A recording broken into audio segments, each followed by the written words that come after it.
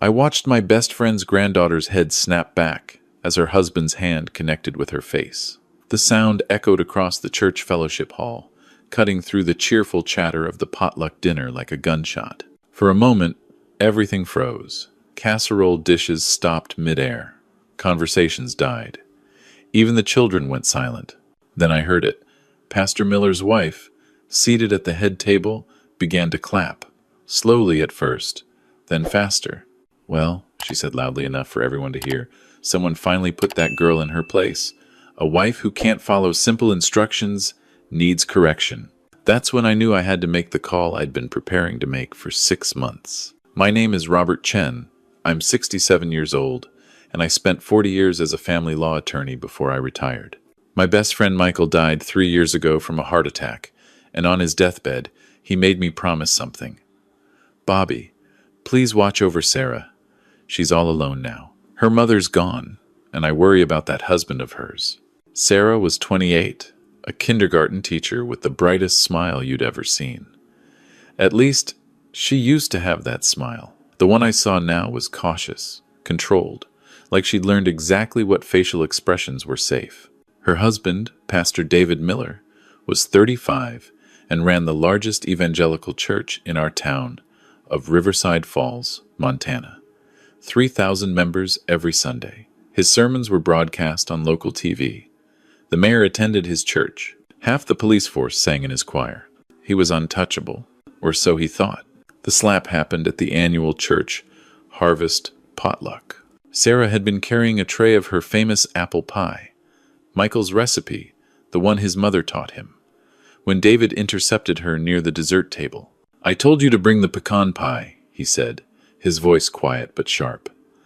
"Apple pie is for common people. How many times do I have to tell you that you embarrass me with your choices?" I was standing maybe 10 feet away, pretending to examine the selection of potato salads, but I was watching. I'd been watching for months. "I'm sorry," Sarah said softly. "I'll remember next time." "There won't be a next time if you can't follow simple directions." His hand shot out faster than I expected. The slap wasn't just loud, it was vicious, calculated, the kind that comes from practice. Sarah stumbled, nearly dropping the pie. Her cheek bloomed red immediately. She didn't cry out. She didn't even gasp. That's how I knew this wasn't the first time. The fellowship hall held about 100 people. Not one person stood up. Not one person said a word.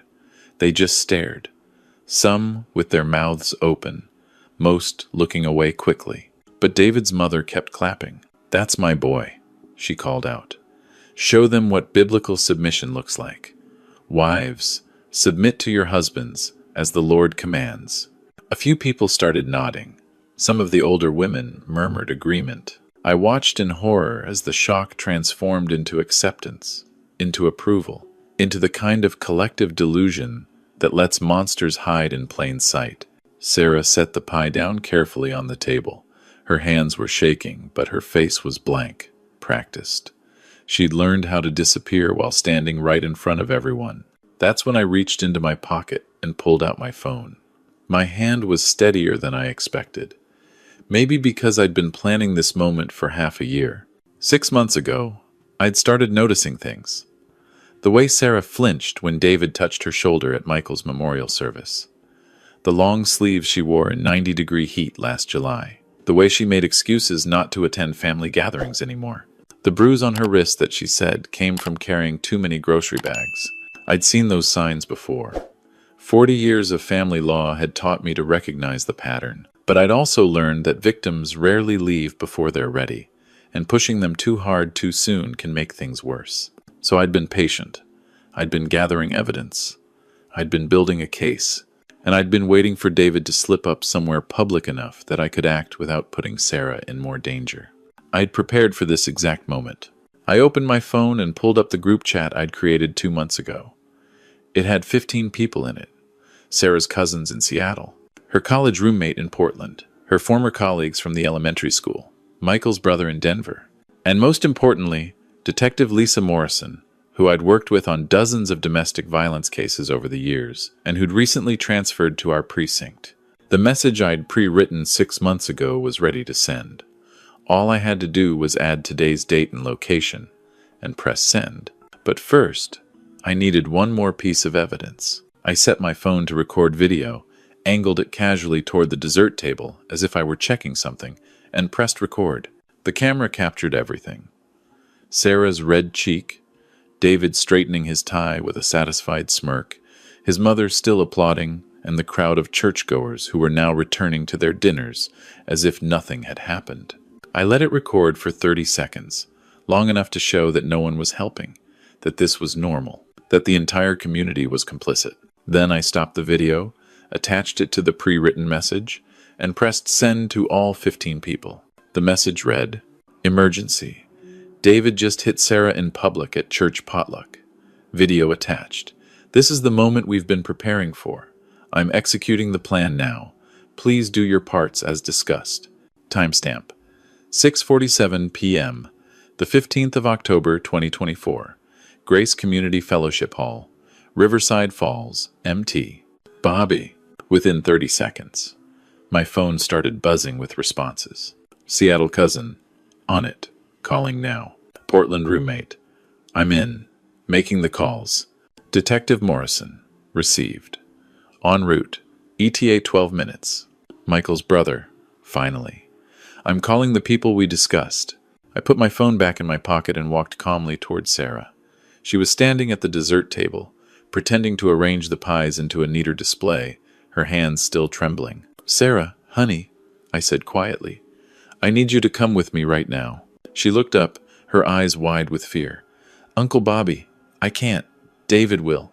"David isn't going to do anything," I said firmly. "But I need you to trust me, right now. We're going to walk out the side door, and we're going to sit in my car. And in about 10 minutes, some people are going to arrive who need to talk to you. Can you do that for me?" She glanced across the hall. David was talking to the mayor, laughing about something, completely at ease. He hadn't even bothered to check on her. "But my purse is..." "Leave it. We'll get it later. Please, Sarah. Trust me like you trusted your grandfather." At the mention of Michael, something shifted in her face. She nodded once, quickly, and followed me toward the side exit. We made it outside without anyone stopping us. My Buick was parked in the second row. I unlocked it and opened the passenger door for her. "Get in, lock the door, and don't open it for anyone except me or a police officer. Understand?" "Uncle Bobby, what's happening?" "Justice," I said. Finally, I closed her door and walked around to the driver's side. Before I got in, I pulled out my phone again and made one more call. This one to Judge Patricia Hendricks, who I'd worked with for 25 years, and who I'd contacted 2 months ago about Sarah's situation. She answered on the first ring. "Bobby, it happened. Public assault at the church potluck. I have it on video. Multiple witnesses. Detective Morrison is en route. Can you have the emergency protective order ready?" "Already done. I've had it drafted since our last conversation. Just needed the incident. I'll have it signed and ready by the time Lisa gets there. Thank you, Patricia. Thank you for not giving up on her. Too many people would have looked the other way." I hung up and got into the car. Sarah was crying now, silently, tears streaming down her face. "Uncle Bobby, he's going to kill me when we go back in there." "You're never going back in there," I said. "Not tonight. Not ever, if you don't want to. But I have to. He's my husband. The church. The church just watched him hit you and did nothing. His own mother applauded. That's not a church, Sarah. That's a cult." She stared at me, her mouth opening and closing like she wanted to argue but couldn't find the words. "I've been building a case for 6 months," I told her. "Ever since I saw that bruise at the grocery store, and you told me you bumped into a door. I didn't believe you, so I started documenting everything. Every time you canceled plans, every long-sleeved shirt in summer, every excuse. I reached out to your friends and family, everyone who loves you. We've been waiting for David to make a mistake somewhere public enough that we could act. But the police won't do anything. David plays golf with the sheriff. The prosecutor goes to his church. Detective Morrison doesn't go to his church. She transferred here 3 months ago from Minneapolis. She specializes in domestic violence cases. And Judge Hendricks? She goes to the Presbyterian church across town. She's been waiting for a case like this for years. Sarah's phone started ringing. I could see David's name on the screen. Don't answer it, I said. He'll just keep calling. Let him. Every call is more evidence of harassment once the protective order is issued. Her phone rang 16 times in the next 8 minutes. Then I saw headlights pulling into the parking lot. Not one car, 3. Detective Morrison's unmarked Crown Victoria came first. Behind her was a marked police cruiser. And behind that was a silver Prius I recognized. That was Amanda Chen, my niece, who was a trauma counselor and who I'd briefed on Sarah's situation 2 months ago. Lisa Morrison got out of her car and walked toward my Buick. She was in her 40s, gray-haired, with the kind of weathered face that came from seeing too much darkness. But her eyes were kind as she approached Sarah's window. I rolled it down. "Sarah," Lisa said gently, "my name is Detective Lisa Morrison. Your Uncle Bobby contacted me about 2 months ago regarding some concerns about your safety. He asked me to be ready in case something happened. Can we talk?" Sarah looked at me, then back at Lisa. "Am I in trouble?" "No, honey, you're not in trouble. But your husband is." That's when the fellowship hall door burst open and David came striding out, his face red with fury. He was followed by his mother and 3 church elders. "Sarah," he shouted, "get out of that car right now. You're embarrassing me in front of the entire congregation." Lisa held up one hand, her other hand resting on her service weapon. "That's close enough, Mr. Miller. Who the hell are you? This is a family matter. You have no authority here." "Actually, I have all the authority I need. I'm Detective Lisa Morrison, and I'm here to talk to your wife about the assault I understand occurred inside that building approximately 15 minutes ago. We have video evidence and multiple witness statements." David's face went from red to purple. "That's my wife. I have the right to discipline her according to biblical principles. This is religious persecution." "Sir, what you have is the right to remain silent. I'd suggest you use it." His mother pushed forward. "My son is a man of God. He was simply correcting his wife's disobedience, as Scripture commands. This is harassment." The uniformed officer had gotten out of his cruiser now. I recognized him, Officer James Park, who I'd represented his sister in a divorce case 5 years ago.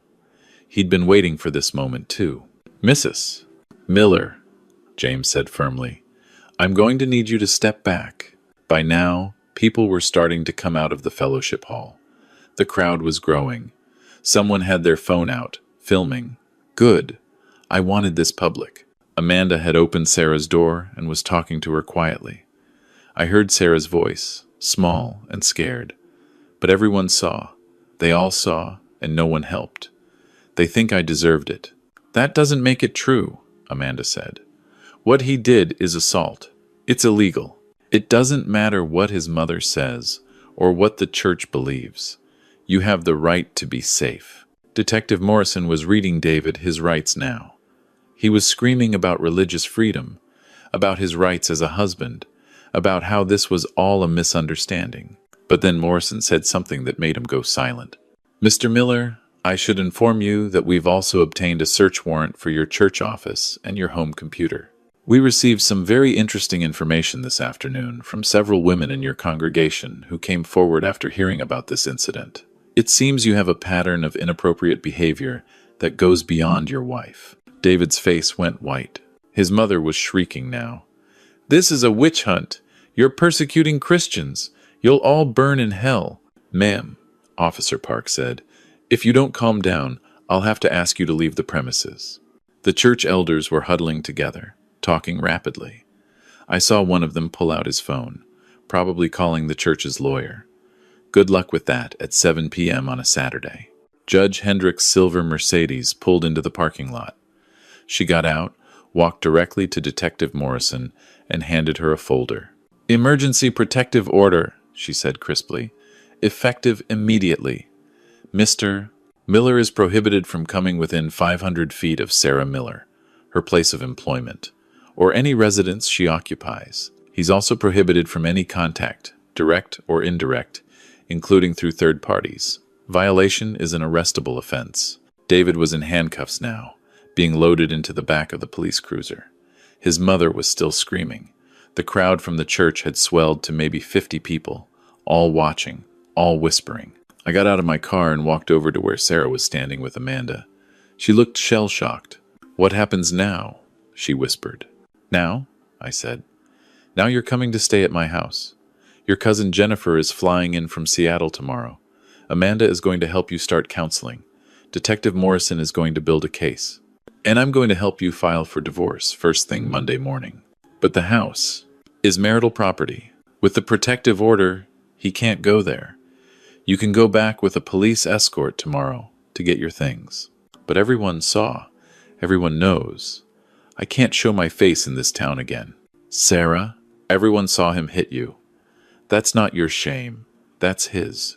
And anyone who thinks otherwise isn't someone you need in your life. The church will turn against me. They'll say I'm breaking my vows. Then they were never really a church. They were just a fan club for an abuser." She started crying harder. Amanda put an arm around her shoulders. "I know it doesn't feel like it right now," Amanda said softly. "But this is the beginning of your freedom, not the end of your life. The beginning." Detective Morrison walked over to us. "Sarah, I'm going to need you to come to the station to give a formal statement. But I want you to know something first. After Bobby contacted me 2 months ago, I started asking around quietly. Do you know how many women I found who had complaints about your husband? 7. 7 women who'd been harassed, intimidated, or assaulted by Pastor David Miller over the past 5 years. But none of them would file charges because they were too afraid of the church's retaliation." Sarah's eyes widened. 7? 7. But you know what? As soon as word spread this evening about what happened at the potluck, 3 of them have already called me saying they want to file reports now. They were waiting for someone to be brave enough to go first. That's you, Sarah. You're the one who broke the silence. I didn't do anything. Uncle Bobby did everything. I made some calls, I said. But you're the one who walked out that door with me. You're the one who's going to give that statement. You're the one who's choosing to survive instead of disappear. That takes more courage than anything I did. We spent the next 4 hours at the police station. Sarah gave her statement. Lisa collected my video evidence. The other 3 women who'd called came in and gave their statements too. By midnight, David Miller wasn't just facing 1 count of domestic assault. He was facing multiple counts of sexual harassment, assault, and abuse of authority. The district attorney, who, it turned out, had been waiting for a case strong enough to overcome the church's political influence, was planning to file charges first thing Monday morning. The story made the local news by Sunday morning. By Sunday afternoon, it was all over social media. By Monday, it was picked up by the national press. Megachurch pastor arrested for domestic violence after assaulting wife at church potluck. The church's board of elders held an emergency meeting. Half of them resigned. The other half tried to defend David, claiming it was all a misunderstanding. By Wednesday, over 1,000 congregants had left the church. By the end of the month, Grace Community Church had lost its nonprofit status and was facing multiple lawsuits from David's other victims. David's mother was charged as an accessory to assault for her encouragement of violence. The video I took of her applauding became Exhibit A in that case. Sarah stayed with me for 3 weeks, then moved into an apartment with her cousin Jennifer. She took a leave of absence from teaching while she went through intensive trauma therapy. Amanda worked with her 3 times a week. The divorce was finalized in 4 months. Because of the documented abuse and the criminal charges, Sarah got the house, half the savings, and her car, free and clear. David's legal fees ate up most of his remaining assets. I testified at his trial. So did Sarah. So did the 7 other women who'd come forward. The jury took 2 hours to convict him on all counts. He got 6 years. His mother got 2 years probation and 1,000 hours of community service. The judge ordered her to work at a domestic violence shelter. She complained that it was cruel and unusual punishment. The judge said, "That's exactly the point." It's been 2 years now. Sarah finished her therapy. She went back to teaching, but at a different school district. She started dating a guy named Marcus, who's a librarian and who treats her like she's made of gold. They're taking it slow, but she smiles again. That real smile, the one her grandfather loved. She came over to my house last month for Sunday dinner. We were looking at old photos of Michael, and she said something I'll never forget. "Uncle Bobby, do you know what the worst part was? It wasn't the hitting. It wasn't even the public humiliation. It was how many people saw and did nothing. How they made me believe that what was happening to me was normal, that I deserved it, that a good wife would just pray harder and submit better. But you know now that was all lies," I said. "I do. But there are so many women still in that church, still in those pews, still believing those lies. Sometimes I want to go back and scream at them to wake up. You can't save everyone, Sarah. Sometimes the best thing you can do is save yourself and let your story be a light for others." Is that what I am? A light? You're a beacon. Do you know how many messages I get every week from women who saw your story on the news, who recognized their own lives in yours, who got the courage to leave because they saw you survive? She was quiet for a long moment. How many? Last count? 47. 47 women who contacted me saying they left their abusers because they saw what happened to you and realized they didn't have to live that way anymore. Her eyes filled with tears. 47? 47. Your grandfather would be so proud of you. He'd be proud of you too, Uncle Bobby. You kept your promise to him. You watched over me. You saved my life. I just made a phone call, kid. You made 15 phone calls. You spent 6 months building a case. You coordinated with detectives and lawyers and family members and counselors. You turned my entire support system into a safety net before I even knew I was falling. I shrugged. That's what family does. No, she said firmly. That's what you do. Most people see something wrong and look the other way. You saw something wrong and spent 6 months figuring out exactly how to make it right without making things worse. That's not just family. That's heroism. I'm not a hero. I'm just an old man who made a promise to his dying best friend and who happened to have the skills and connections to keep that promise. But I'll tell you what I learned from all of this. If you see someone being abused, don't wait for the perfect moment to act. Don't assume someone else will handle it. Don't tell yourself it's not your business. But also don't rush in without a plan. Domestic violence situations are the most dangerous intervention scenarios there are. If you act carelessly, you can get the victim killed. So make a plan. Document everything. Build a support network. Contact professionals, lawyers, counselors, police officers who specialize in DV cases. Prepare a safe exit strategy. Get protective orders ready. Line up safe housing. And wait for the moment when you can act decisively without increasing the danger. That's what I did. And it worked. Sarah is alive. Sarah is free.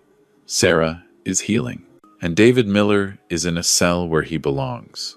Sometimes justice is slow, but if you're patient, if you're methodical, if you refuse to look away, eventually justice comes. The church that enabled him is gone. The community that protected him has scattered. The women he victimized are healing. And the girl who used to believe she deserved to be hit now helps run a support group for other survivors. That's the real victory. Not just stopping one abuser, but breaking the cycle that creates them. If you're reading this and you recognize yourself in Sarah's story, whether you're the victim or whether you're the person watching someone you love disappear into abuse, please hear me. You don't have to accept this. Violence is never discipline. Control is never love. Isolation is never protection. Real love doesn't leave bruises. Real faith doesn't defend abusers. Real family doesn't applaud when someone gets hurt. There is a way out. It might not be easy. It might take time, but it exists. And there are people waiting to help you find it. All you have to do is take the first step. For Sarah, that first step was walking out of that fellowship hall with me. What's yours going to be?